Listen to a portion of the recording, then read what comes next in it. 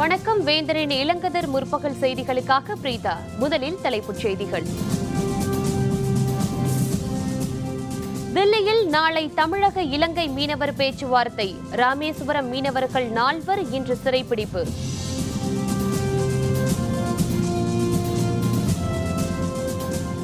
மௌலிவாக்கம் கட்டடம் நாளை இடிப்பு. முன்னேற்பு நடவடிக்கைகளில் முனைப்பு.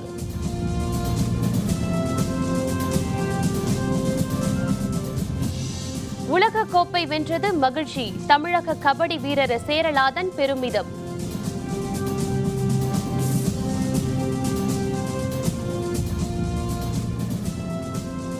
திருநெல்வேலி மாவட்டத்தில் வடகிழக்கு பருவமழை தீவிரம். குற்றாலம் அருவிகளில் தண்ணீர் அதிகரிப்பு.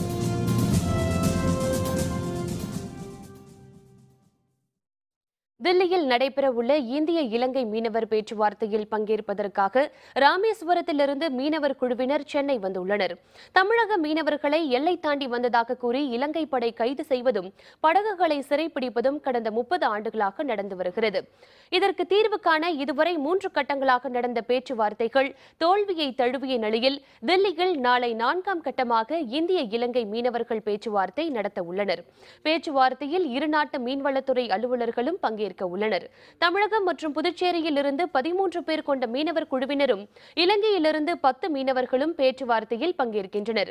பேச்சுவார்த்தையில் பங்கேற்க உள்ள ராமேஸ்வரம் மீனவர்கள் 5 பேர் ரயில் மூலம் சென்னை வந்து சேர்ந்துள்ளனர். இந்த 4ஆம் கட்ட பேச்சுவார்த்தையில் கட்டாயம் நம்பிக்கையாக தீர்வாகும் நினைக்கிறேன். டெல்லிக்கு மத்திய அரசாங்கம் கூப்பிட்டுருக்காங்க. இலங்கை மீனவர்களும் வர்றாங்க, இலங்கை அமைச்சர்களும் வர்றாங்க.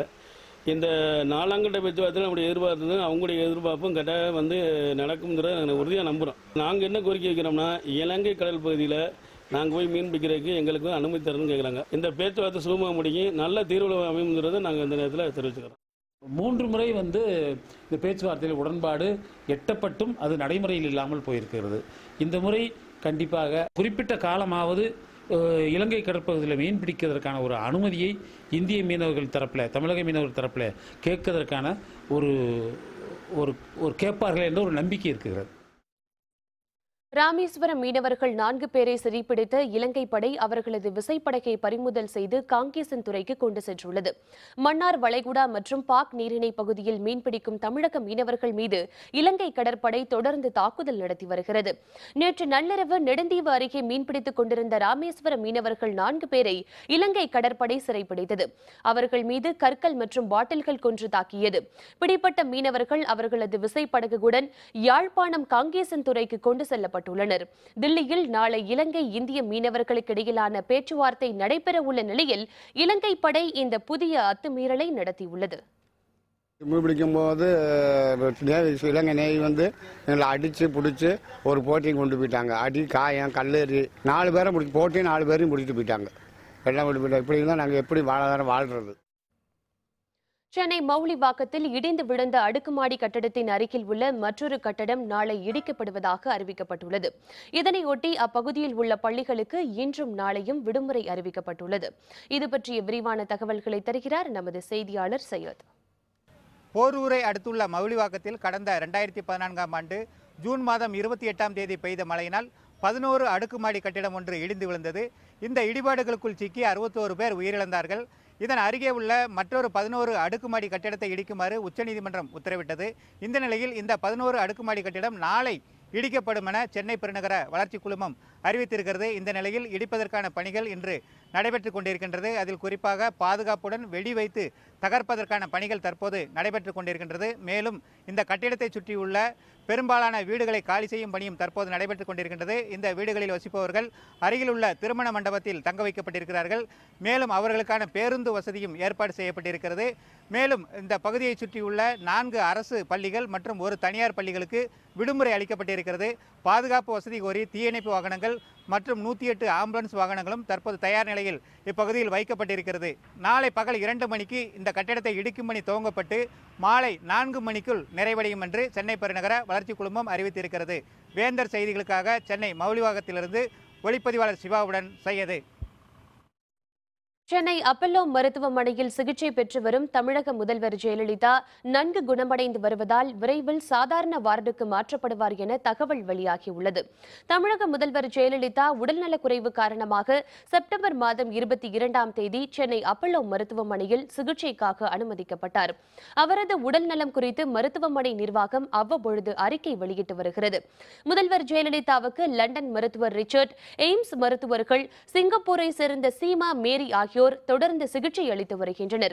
இந்நிலையில் தீவிர சிகிச்சை பிரிவில் உள்ள ஜெயலலிதாவின் உடல்நிலையில் நல்ல முன்னேற்றம் ஏற்பட்டிருப்பதாகவும் அடுத்த வாரம் அவர் சாதாரண வார்டுக்கு மாற்றப்படலாம் எனவும் தகவல்கள் வெளியாகியுள்ளன. தற்பொழுது 2வது மாடியில் சிகிச்சை பெறும் அவர் அடுத்த வாரம் முதல் முன்னாள் முதல்வர் எம்ஜிஆர் சிகிச்சை பெற்ற அறைக்கு மாற்றப்பட வாய்ப்புண்டு எனவும் கூறப்படுகிறது. வடகிழக்கு பருவமழை தொடங்கியுள்ள நிலையில் சென்னை மாநகரின் பல்வேறு பகுதிகளில் நேற்று பரவலாக மழை பெய்தது. வடகிழக்கு பருவமழை தொடங்கியுள்ள நிலையில் தமிழகத்தின் பல பகுதிகளில் பரவலாக மழை பெய்து வருகிறது. தமிழகம், கேரளத்தை ஒட்டியுள்ள பகுதிகளில் வளிமண்டல மேலடுக்கு சுழற்சி காரணமாக தென் தமிழகம், தமிழகத்தின் உள்பகுதிகளில் மழைக்கு வாய்ப்பு இருப்பதாக சென்னை வானிலை ஆய்வு மையம் அறிவித்திருந்தது. சென்னையில் ஓரிரு இடங்களில் மழைக்கு வாய்ப்பு இருப்பதாகவும் அது கூறியிருந்தது. அதன்படி சென்னை மாநகரில் கோயம்பேடு, அரும்பாக்கம், ஈக்காட்டுத்தாங்கல், ராயப்பேட்டை, கே நகர், வடபழனி, தாம்பரம், பல்லவபுரம் உள்பட பல்வேறு பகுதிகளில் நேற்றிரவு பரவலாக மழை விழுந்தது. 1 மணி நேரம் வரை பெய்த இந்த மழையால் வெப்பம் தணிந்து மக்கள் மகிழ்ச்சியடைந்தனர். உலகக்கோப்பை கபடி போட்டியை வென்ற இந்திய அணியில் இடம்பெற்றது மகிழ்ச்சி அளிப்பதாக தமிழக வீரர் தர்மராஜ் சேரலாதன் தெரிவித்துள்ளார். உலகக்கோப்பை கபடி தொடரை வென்ற இந்திய அணியில் தஞ்சாவூரை சேர்ந்த சேரலாதன் இடம்பெற்றிருந்தார். இந்நிலையில் இன்று காலை சென்னை விமான நிலையம் வந்தடைந்த அவருக்கு அமெச்சூர் கபடி கழகம் சார்பில் உற்சாக வரவேற்பு அளிக்கப்பட்டது. விமான நிலையத்தில் திரண்டிருந்த கபடி வீரர்களும் ரசிகர்களும் அவருக்கு மாலை அணிவித்து வரவேற்றனர். பின்னர் செய்தியாளர்களுடன் பேசிய சேரலாதன் கபடி போட்டிகளில் சாதிக்க தமிழக அரசு தனக்கு முழு ஆதரவு அளித்ததாக குறிப்பிட்டார். இனிவரும் காலங்களில் இந்திய அணியில் அதிக அளவு தமிழகத்தை சேர்ந்த வீரர்கள் பங்கு பெறுவார்கள் எனவும் அவர் கூறினார். 2016 உலகக்கோப்பையில் இந்தியாவிற்காக தமிழ்நாட்டில் இருந்து நான் கலந்து கொண்டு விளையாடியதற்கு ரொம்ப பெருமை அடைகிறேன். எல்லார் ஒத்துழைப்பு இருந்ததனால்தான் இந்த அளவிற்கு உயர்ந்து இந்த சூழ்நிலையில் இங்கே வந்து இருக்கிறேன். கபடிக்காக ரொம்ப பாடுபட்டு நிறைய பிளேயரை உருவாக்கியிருக்காங்க. இன்னும் நெக்ஸ்ட் அடுத்த இதில் இன்னும் நிறைய பேர் தமிழ்நாட்டிலிருந்து பங்கேற்பாங்கிறது ஒரு நம்பிக்கை இருக்கு. ஜம்மு காஷ்மீர் மாநிலம் பந்திப்பூரா பகுதியில் எல்லைப் பகுதியில் ஊடுருவிய தீவிரவாதிகளோடு பாதுகாப்பு படையினர் துப்பாக்கிச் சண்டையில் ஈடுபட்டுள்ளனர். எல்லைப் பகுதியில் ஊடுருவிய பாகிஸ்தான் தீவிரவாதிகள் பந்திப்பூரா பகுதியில் மக்கள் மீது தாக்குதல் நடத்தும் நோக்கத்துடன் அப்பகுதியில் முகாமிட்டிருந்தனர். அதனையடுத்து அப்பகுதிக்கு விரைந்த பாதுகாப்பு படையினர் தீவிரவாதிகளோடு கடும் துப்பாக்கிச் சண்டையில் ஈடுபட்டனர். தீவிரவாதிகளும் பதில் தாக்குதல் நடத்தியதால் அப்பகுதியில் தொடர்ந்து பதற்றம் நிலவியது. காஷ்மீரில் உள்ள பள்ளிக்கூடங்கள் அடையாளம் தெரியாத சிலரால் தொடர்ந்து எரிக்கப்பட்டு வருவதற்கு அரசியல் தலைவர்கள் கண்டனம் தெரிவித்துள்ளனர். கலவரத்தில் சிக்கி தவிக்கும் காஷ்மீரில் அடையாளம் தெரியாத சிலரால் இதுவரை 25 பள்ளிக்கூடங்கள் எரிக்கப்பட்டுள்ளன. நேற்று முன்தினம் அனந்த்நாக் பகுதியில் உள்ள காபா மார்க் மேல்நிலைப் பள்ளி தீ வைத்து கொளுத்தப்பட்டது. கடந்த ஒரு வாரத்தில் மட்டும் 3 பள்ளிகள் காஷ்மீரில் தீக்கிரையாக்கப்பட்டன. இது காஷ்மீர் மாணவர்களின் எதிர்காலத்தை அழிக்கும் செயல் என்று அந்த மாநில முன்னாள் முதல்வர் ஒமர் அப்துல்லா கூறியுள்ள நிலையில் பிரிவினைவாத தலைவர்களில் ஒருவரான யாசின் மாலிக்கும் இந்த தீ வைப்புகளை கண்டித்துள்ளார். இதனிடையே பல்வேறு அரசியல் தலைவர்கள் இந்த தீ வைப்புகளுக்கு கண்டனம் தெரிவித்துள்ளனர். This is a combination of madness and also perversion. These people have crossed all the limits and they are acting at the behest of our enemy from across the border, who is aiding, abetting, funding, training terrorists regularly. And this is the extreme action that they have taken. No, the burning of schools is really an act against humanity. These people are the enemies of humanity, and therefore this act of burning of schools in the valley needs to be condemned in the strongest terms. I would suggest that the state government, there should be an inquiry into all the schools and immediate steps should be taken for the repair of these schools. SIMI தீவிரவாதிகள் 8 பேர் என்கவுண்டரில் சுட்டுக் கொல்லப்பட்டது தொடர்பாக பல்வேறு சந்தேகங்களை அரசியல் நோக்கர்கள் எழுப்பியுள்ளனர். சிமி தீவிரவாதிகள் படுக்கை விரிப்புகளை கிழித்து கயிறுகளாக பயன்படுத்தி சிறையின் பல்வேறு மதில் சுவர்களை தாண்டியுள்ளனர். 24 மணி நேரம் கட்டுக்காவல் உடைய மின்னணு கருவிகளின் கண்காணிப்பில் உள்ள போபால் சிறையிலிருந்து அவர்கள் இப்படி எளிதாக தப்பியது சந்தேகத்தை எழுப்புகிறது. சிறையில் உள்ள உணவு தட்டு, கரண்டி போன்றவற்றை கூரிய ஆயுதமாக மாற்றி அதன் மூலம் சிறை காவலர் ராமசங்கரை யாதவை சிமி தீவிரவாதிகள் கொன்றுள்ளனர். பின்னர் சிறையிலிருந்து 15 கிலோமீட்டர் தொலைவுக்கு அவர்கள் நடந்து சென்ற பிறகு சுட்டுக் கொல்லப்பட்டுள்ளனர். ஆனால் அவர்களிடம் துப்பாக்கிகள் இருந்ததாகவும் அவர்கள் திருப்பி சுட்டபொழுது வேறு வழியின்றி அவர்கள் சுட்டுக் கொல்லப்பட்டதாகவும் மத்திய பிரதேச ஐஜி கூறிய நிலையில் அவர்கள் ஆயுதம் எதுவும் வைத்திருக்கவில்லை என மாநில உள்துறை அமைச்சர் பூபேந்திர சிங் கூறியிருப்பது குழப்பத்தை ஏற்படுத்தியுள்ளது. இந்நிலையில் காங்கிரஸ் மூத்த தலைவர் திக்விஜய் சிங், ஆம் ஆத்மி கட்சி தலைவர் தில்லி முதல்வருமான அரவிந்த் கெஜ்ரிவால், ஹைதராபாத்தை சேர்ந்த நாடாளுமன்ற உறுப்பினர் அசாதுதீன் ஓவைசி போன்றவர்கள் இதுபற்றி நீதிமன்றத்தின் நேரடி கண்காணிப்பின் கீழ் நீதி விசாரணை நடத்தப்பட வேண்டும் என கோரியுள்ளனர். We call for a no less than an independent judicial inquiry by a sitting judge, preferably at a higher level, a time-bound schedule, and if found true, according to me, after the inquiry, the Chief Minister should resign. இதனிடையே SIMI encounter தொடர்பாக விசாரணை நடத்தப்பட வேண்டும் என்ற எதிர்க்கட்சிகளின் கோரிக்கைக்கு பாரதிய ஜனதா கட்சி எதிர்ப்பு தெரிவித்துள்ளது.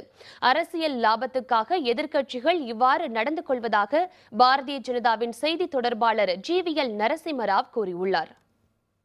We find it rather extremely discomforting and disgusting, if I may say so, that all these parties are indulging in appeasing these sections, the terrorists, gangsters, separatists, and Bharat ki barbadi propagandists. And all this is being done, mind you, with an eye on politics. Tirunelveli மாவட்டம் குற்றால அருவிகளில் நீர்வரத்து அதிகரித்துள்ளது. இதனால் சுற்றுலா பயணிகள் மகிழ்ச்சி அடைந்துள்ளனர். வடகிழக்கு பருவமழை தீவிரமடைந்துள்ள நிலையில் திருநெல்வேலி மாவட்டம் முழுவதும் பரவலாக மழை பெய்து வருகிறது. குற்றால அருவிகளில் நீர்வரத்து அதிகரித்து வருகிறது. மெயின் அருவி, ஐந்தருவி, சிற்றருவி, செண்பகாதேவி அருவி உள்ளிட்ட அருவிகளில் தண்ணீர் ஆர்ப்பரித்து கொட்டுகிறது. இதனால் குற்றாலம் வரும் சுற்றுலா பயணிகள் மகிழ்ச்சி அடைந்துள்ளனர். மேற்கு தொடர்ச்சி மலைப்பகுதியில் பெய்து வரும் மழையின் காரணமாக அணை பகுதிகளுக்கும் தண்ணீர் வரத்து அதிகரிக்க தொடங்கியுள்ளது. நாங்கள் கேட்டோம் குளிக்கலாமான்னு கேட்டதுக்கு இல்லை, புதுசாக விழுகிறதுனால மண் கல் இதெல்லாம் வந்து விழுகலாம், அதனால் வந்து பிள்ளைகளை வச்சுக்கிட்டு நீங்கள்லாம் குளிக்கிறது சேஃப்டி கிடையாது, அதனால் நாங்கள் தடை பண்ணியிருக்கோம், விடிய காலத்துக்கு மேலே தான் குளிக்க விடுவோம்னு சொன்னாங்க. அதுக்கப்புறம் இப்போ காலையில் வந்தோம், நல்லா குளித்து சந்தோஷமாக நல்லபடியாக இது பண்ணிக்கிட்டு இருக்கோம், என்ஜாய் பண்ணிக்கிட்டு இருக்கிறோம். உண்மையிலே கிளைமேட் நல்லா அருமையாக இருக்குது. இப்போ இத்தனை ஒரு வாரத்துக்கு முன்னாடி அடித்த வெயிலை விட இப்போ நல்லா அருமையாக இருக்குது, சூப்பராக இருக்குது. மேட்டூருக்கு நீர்வரத்து குறைவு, நீர் திறப்பு 4000 கன அடியாக குறைப்பு. விவரம் விளம்பர இடைவேளைக்கு பிறகு.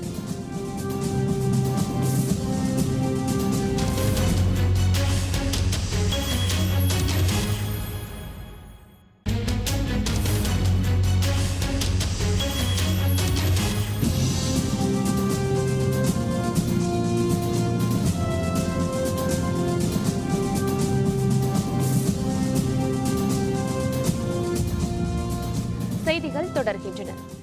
புதுச்சேரி விடுதலை நாளையொட்டி கடற்கரை சாலையில் நடைபெற்ற விழாவில் முதல்வர் நாராயணசுவாமி தேசிய கொடியை ஏற்றி வைத்து காவல்துறையினரின் அணிவகுப்பு மரியாதையை ஏற்றுக்கொண்டார். பிரெஞ்சு ஆதிக்கத்திலிருந்து கடந்த 1954ஆம் ஆண்டு நவம்பர் 1ஆம் தேதி புதுச்சேரிக்கு விடுதலை கிடைத்தது. விடுதலை நாளை ஒட்டி புதுச்சேரியில் உள்ள அரசு கட்டடங்கள் அனைத்தும் மின் விளக்குகளால் அலங்கரிக்கப்பட்டுள்ளதுடன் அரசு பொது விடுமுறை நாளாக அறிவிக்கப்பட்டுள்ளது. கடற்கரை சாலையில் இன்று நடைபெற்ற விடுதலை நாள் நிகழ்ச்சியில் புதுச்சேரி முதல்வர் நாராயணசுவாமி பங்கேற்று தேசிய கொடியை ஏற்றி வைத்தார். பின்னர் காவல்துறையினரின் அணிவகுப்பு மரியாதையை அவர் ஏற்றுக்கொண்டார். இந்த நிகழ்ச்சியில் அமைச்சர்கள், அரசு உயர் அலுவலர்கள் உள்ளிட்ட பலர் பங்கேற்றனர். தேர்தல் நடத்தை விதிமுறைகள் அமலில் உள்ளதால் கலை நிகழ்ச்சிகள் உள்ளிட்ட கொண்டாட்டங்கள் இன்றி நிகழ்ச்சி மிக எளிமையாக நடைபெற்றது.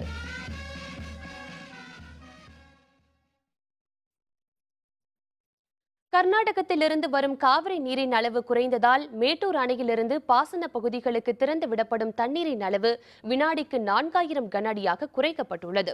கர்நாடக அணைகளிலிருந்து தமிழகத்திற்கு திறந்து விடப்படும் தண்ணீரின் அளவு தொடர்ந்து குறைக்கப்பட்டு வருவதால் மேட்டூர் அணைக்கு வரும் நீரின் அளவு குறைந்துள்ளது.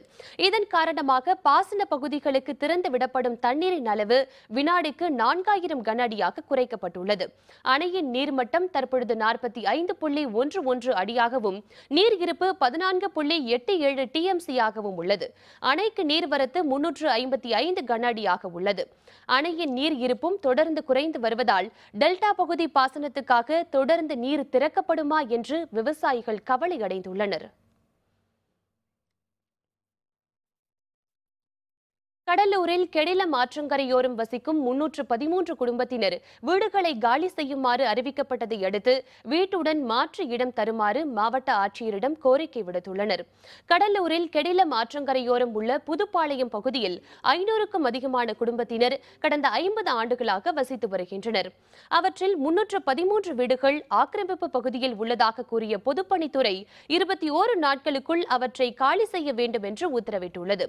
இந்த நிலையில் மாவட்ட ஆட்சியர் அலுவலகத்தில் நடைபெற்ற குறைகேட்பு கூட்டத்தில் பங்கேற்ற அப்பகுதி மக்கள் 50 ஆண்டுகளாக அப்பகுதியில் குடியிருந்து வருவதாகவும் தங்களுக்கு வேறு பகுதியில் வீட்டுடன் மாற்று இடம் தரப்பட வேண்டும் என்றும் கோரிக்கை விடுத்தனர். கெடில நதி கரையோரத்தில் 50-60 ஆண்டு காலமாக குடியிருந்து வரோம். நாங்கள் எல்லாருமே கூலி தொழிலாளிகள் தான். திடீர்னு ஒரு வாரத்துக்கு முன்னாடி நீர்நிலை அதிகாரி திடீர்னு ஒரு நோட்டீஸை கொடுத்து நீங்கள் 21 நாளில் இடத்த காலி பண்ணணும்னு ஒரு அறிவிப்பு கொடுத்தாங்க. நாங்கள் இங்கே குடியிருக்கிறோன்னா அதே மாதிரி அந்த இடம் மாற்று இடத்துல ஒரு வீடோட இடம் கொடுத்தா தான் நாங்கள் உடனே அங்கே போய் குடியிருக்க முடியும். தூத்துக்குடியில் மளிகை கடையின் மேற்கூரையை உடைத்து 1.5 லட்சம் ரூபாய் மற்றும் நகை திருடப்பட்டது பற்றி காவல்துறையினர் விசாரணை நடத்தி வருகின்றனர். பூப்பாளராயபுரத்தில் மளிகை கடை நடத்தி வரும் ஜெயசுந்தர் என்பவர் இன்று காலையில் கடையை திறந்தபொழுது கடையின் மேற்கூரை உடைக்கப்பட்டிருப்பது கண்டு அதிர்ச்சியடைந்தார். கடையில் இருந்த 1.5 லட்சம் ரூபாய் பணம் மற்றும் 2 தங்க வளையல்களையும் காணாமல் போனது பற்றி அறிந்த அவர் காவல்துறையினருக்கு தகவல் அளித்தார். உடனே அப்பகுதிக்கு விரைந்த காவல்துறையினர் கைரேகை வல்லுநர்கள் உதவியோடு சம்பவம் பற்றி தீவிர விசாரணை நடத்தி வருகின்றனர்.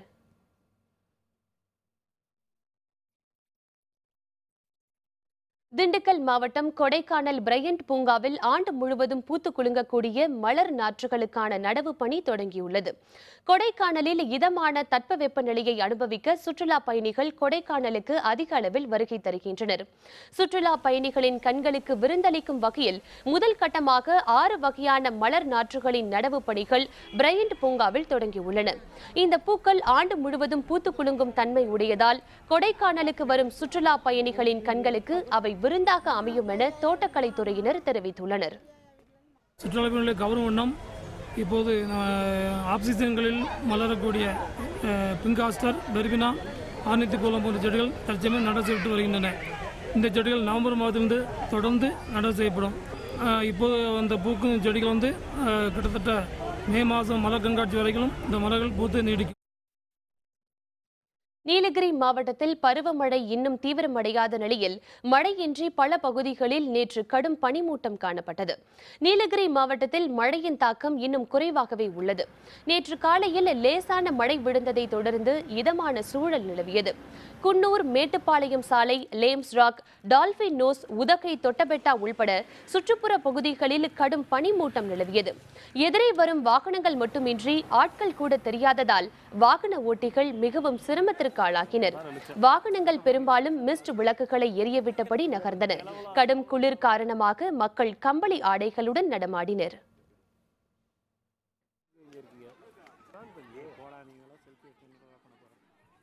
நல்ல மிஸ்டாக இருக்குது.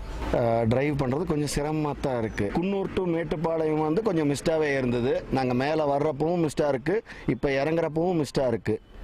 அதனால் டூரிஸ்ட் வர்றவங்க கொஞ்சம் நிறுத்தி நிதானமாக மெதுவாக ட்ராவல் பண்ணி போனால் ஆக்சிடென்ட்ஸ் எல்லாம் அவாய்ட் பண்ணலாம். கொடைக்கானலில் இருந்து வத்தலகுண்டு செல்லும் வழியில் மலை சிகரங்களுக்கு இடையே ஆர்ப்பரித்து கொட்டும் தலையாறு அருவியை ஏராளமான சுற்றுலா பயணிகள் கண்டு ரசித்து வருகின்றனர். இயற்கை எழில் கொஞ்சம் பசுமையான காட்சிகளும் ஆர்ப்பரித்து கொட்டும் அருவிகளும் குளுமையான தட்பவெப்ப நிலையம் கொண்டது மலைகளின் இளவரசி என்று போற்றப்படும் கொடைக்கானல். கொடைக்கானலில் வத்தலகுண்டு செல்லும் வழியில் உள்ள டம்டம் பாறை மற்றொரு சிறந்த இடமாக உள்ளது. இங்கே மலை சிகரங்களுக்கு நடுவே தலையாறு அருவியை காணலாம். மலை உச்சியிலிருந்து 975 அடி உயரத்தில் விழுகின்ற நீர் புகை மூட்டம் போன்று காட்சி தருகிறது. இந்த நீர் ஓடையாக மாறி மஞ்சளாறு அணைக்கட்டை சென்றடைகிறது. கொடைக்கானல் மற்றும் சுற்றுவட்டார பகுதிகளில் பெய்த கனமழையினால் தற்பொழுது தலையாறு அருவியில் நீர் ஆர்ப்பரித்து கொட்டும் அழகை சுற்றுலா பயணிகள் ஆர்வமுடன் கண்டு ரசித்து வருகின்றனர்.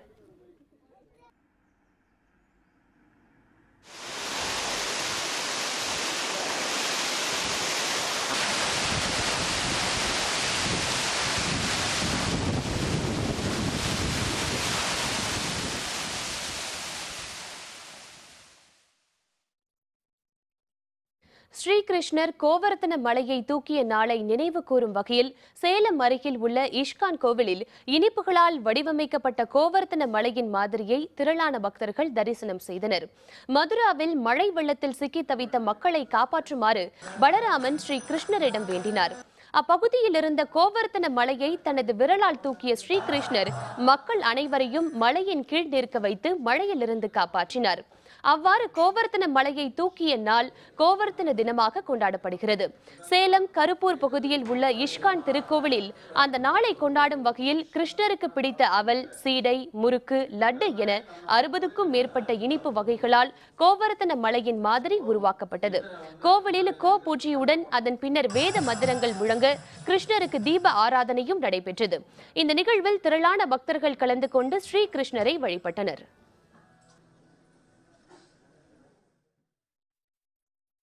7 நாள் தொடர்ந்து கோவர்தன மலை அப்படிங்கிற அந்த மலையை வந்து தன்னோட இடது கை சுண்டு விரலில் தூக்கி நிறுத்திட்டு இருந்தார். கிருஷ்ணர் தான் பரமபுருஷ பகவான் ஒரு சின்ன பையன் போல ரூபத்தில் இருந்தால் கூட பரமபுருஷ பகவான் அப்படிங்கிறத வந்து இந்த லீலையின் மூலியமாக எல்லாருக்கும் காட்டுறார். எல்லாருமே பரமபுருஷ பகவான் அவரை வழிபடுறதன் மூலியமா நம்மளும் அந்த திவ்யமான ரூபத்தை வந்து நம்மளும் அடைய முடியும் அப்படிங்கிறத நம்ம எல்லாரும் தெரிஞ்சுக்கலாம். மோசூல் நகரை நெருங்கியது ராணுவம். 7 கிராமங்கள் மீட்பு. விவரம் விளம்பர இடைவேளைக்கு பிறகு.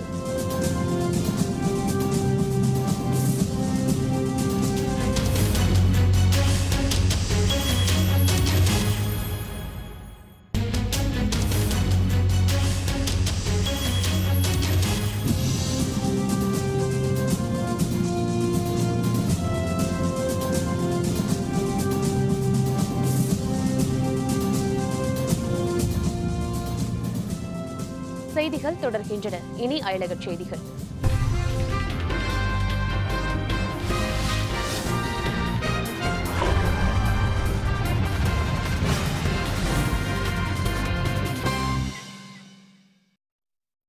ஈராக்கில் IS தீவிரவாதிகளுக்கு எதிரான சண்டையில் அவர்களிடமிருந்து 7 கிராமங்களை மீட்ட ராணுவத்தினர் மோசூல் நகரை நெருங்கியுள்ளனர்.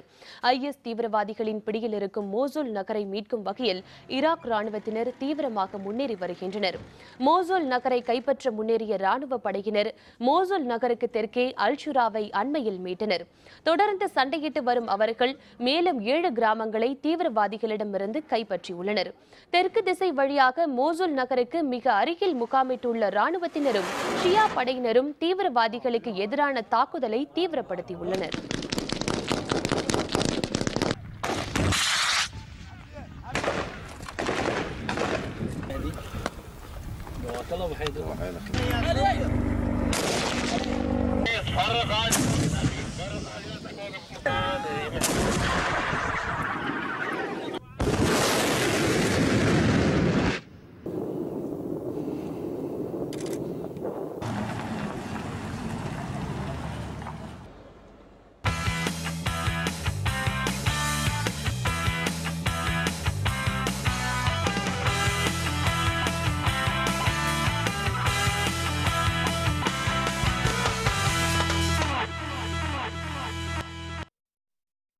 பன்னாட்டு டென்னிஸ் தரவரிசையில் செர்பிய வீரர் நோவக் ஜோகோவிச் தொடர்ந்து முதலிடத்தில் நீடிக்கிறார்.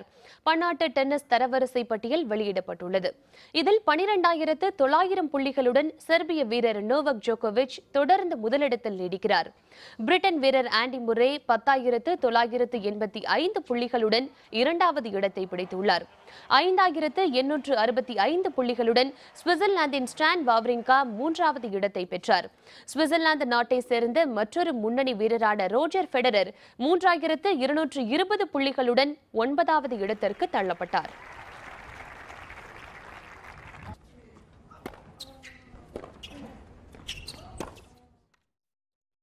மீண்டும் தலைப்புச் செய்திகள். தில்லியில் நாளை தமிழக இலங்கை மீனவர் பேச்சுவார்த்தை. ராமேஸ்வரம் மீனவர்கள் 4 இன்று சிறைப்பிடிப்பு.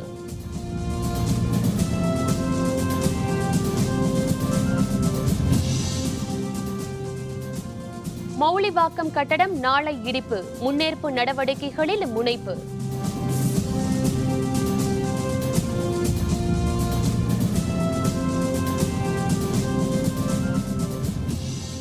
உலக கோப்பை வென்றது மகிழ்ச்சி. தமிழக கபடி வீரர் சேரலாதன் பெருமிதம்.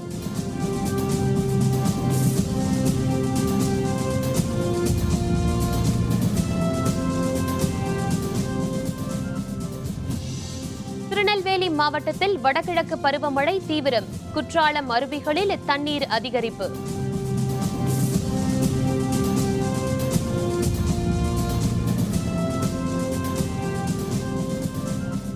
இத்துடன் வேந்தரின் இளங்கதிர் முற்பகல் செய்திகள் நிறைவடைந்தன. மீண்டும் பகல் 1:30 மணிக்கு வேந்தரின் உச்சிவேளை பகல் செய்திகளில் சந்திப்போம். வணக்கம்.